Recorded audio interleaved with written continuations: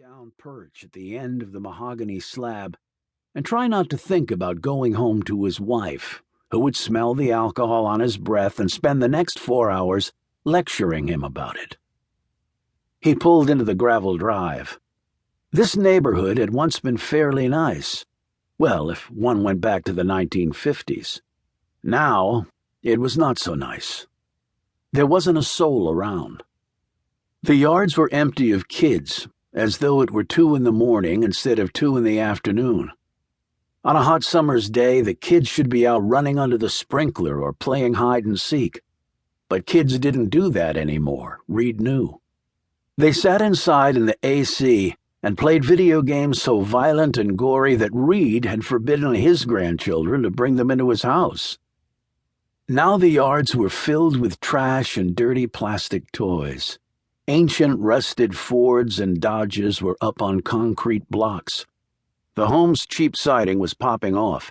Every surface of wood needed painting, and roofs were starting to collapse as though God above were pressing down on them. It was all sad and rather pathetic. It made Reed want that beer even more, because his neighborhood looked exactly the same as this one. He knew a few privileged folks were making a fortune off the coal seams.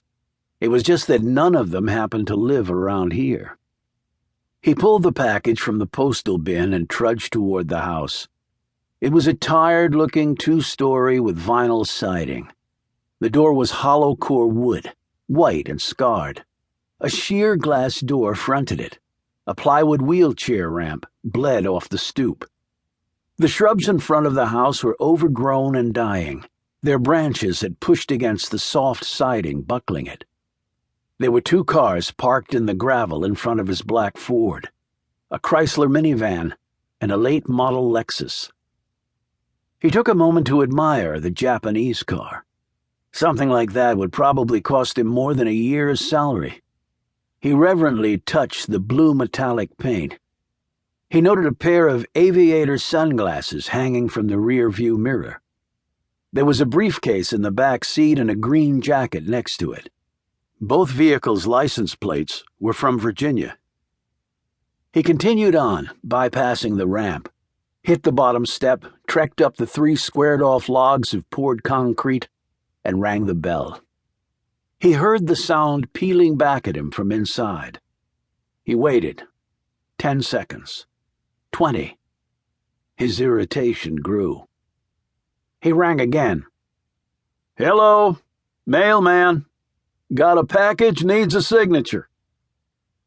His voice, virtually unused throughout his workday, seemed strange to him, as though someone else was talking. He glanced down at the 8-by-11-inch flat package. Attached to it was the receipt that needed signing. "Come on, it's hot as hell, and the dollar bar is calling my name." He glanced at the package's label and called out, "Mr. Halverson?" Reed didn't know the man, but did recognize the name from previous deliveries. Some mailmen in rural areas became friendly with their customers. Reed had never been that kind of mailman. He wanted his beer, not a conversation. He rang again and then knocked on the glass, 2 sharp raps with his knuckles. He swiped at a bead of sweat that trickled down the back of his burnt red neck, an occupational hazard from sitting next to an open car window all day with the sun beating down on him. His armpits were oozing sweat, staining his shirt. He wasn't running his car AC with the window down. Gas was expensive enough without wasting it. He raised his voice. "Hello, it's the mailman. Need a signature. If it goes back, you probably won't see it again." He could see shimmers of heat in the air. He felt slightly dizzy. He was getting too old for this. He aimed his gaze at the 2 cars. Had to be somebody home. He stepped away from the door and tilted his head back. There was no one peering at him from the dormer windows. One was open, making them look like mismatched eyeballs. He rapped again. Finally, he heard someone approaching. He noted that the wooden door was cracked open a few inches. The sounds grew nearer and then stopped.